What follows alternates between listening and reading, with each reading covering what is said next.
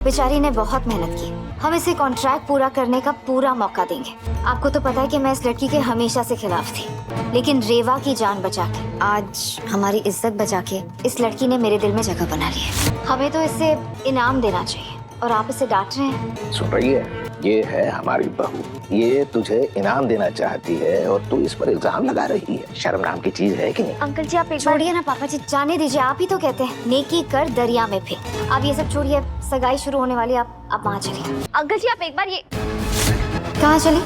आपके ससुर जी के आँख से झूठ का पर्दा उठाने, उनका भ्रम तोड़ने की आप अच्छी बहू हैं। आप तो अच्छी इंसान भी नहीं है और मेरे पास सबूत है।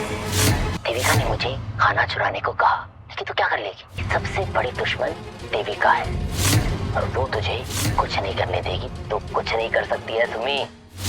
सुमन के सामने आ गया देविका का सच। यहाँ पर देविका के ऊपर तो पहले से ही शक था उसको, लेकिन भाई यहाँ ये कंफर्म हो गया कि देविका और गुलशन ने मिलकर सारी चीजें की हैं, उसका खाना चुराया है। अब यहाँ पर वो लड्डू भी लेकर आ जाती है जिसमें उसकी कैटरिंग का नाम भी है। यही लड्डू तीर्थ और कृतिका एक दूसरे को खिला रहे होते हैं। कृतिका के अचानक से हाथ में वो पेपर आ जाता है जिसमें लिखा होता है सुमन कैटरिंग।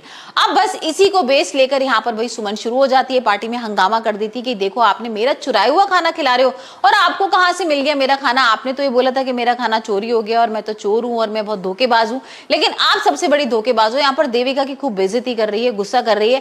लेकिन यहाँ पर भाई जो तीर्थ के घर वाले हैं, पापा हैं, उसका भाई है, देवर है, सारे लोग हैं, चढ़ जाते हैं सुमन के ऊपर और गुस्सा करने लगते हैं कि तुम्हारे पास क्या प्रूफ है? अब वही प्रूफ तो वो दिखा देती है कि देखो ये लड्डू में मेरा ही पेपर निकला है ना। अब ये इंसान, पहले तो वो इंसान लेकर आओ जिसने आपको खाना ला के दिया। अब यहाँ पर भाई गुलशन आ जाता है सामने, क्योंकि देविका सारा इल्जाम गुलशन के ऊपर लगा देती है।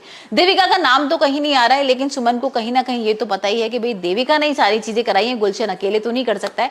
और गुलशन आता है, अपना जुर्म भी कबूल कर लेता है और जैसी वो सारी चीजें बोल रहा होता है ना, तो सुमन इस चीज को ना सोशल मीडिया पर डाल देती है। मतलब यहाँ पर सुमन ना रिपोर्टर बन गई है और रिपोर्टर बन के भाई सब लोगों को बता रही है कि देखो ये गुलशन है और इसने मेरा खाना चुराने की कोशिश की थी। इस तरीके से तीर्थ और कृतिका की सगाई हो रही थी, वहां पर इतना बड़ा हंगामा हो गया और यहाँ पर सुमन कहती है कि मेरे पर ही सारा इल्जाम लग गया था, लेकिन भाई जो मेन कल्प्रिट है वो गुलशन है।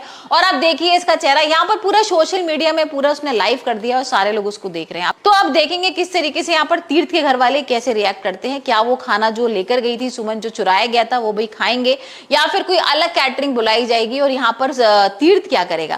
क्योंकि तीर्थ को तो भाई सगाई करनी नहीं है, उसे कहीं ना कहीं सुमन से प्यार हो रहा है। और हमने देखा ही ना कि यहाँ पर उसकी मम्मी को भी वो बोलता है कि मुझे ना कृतिका को देख के कुछ ऐसा फील नहीं हो रहा कि मैं उससे शादी करूं, लेकिन मुझे मजबूरी में भाई सगाई करनी पड़ रही है।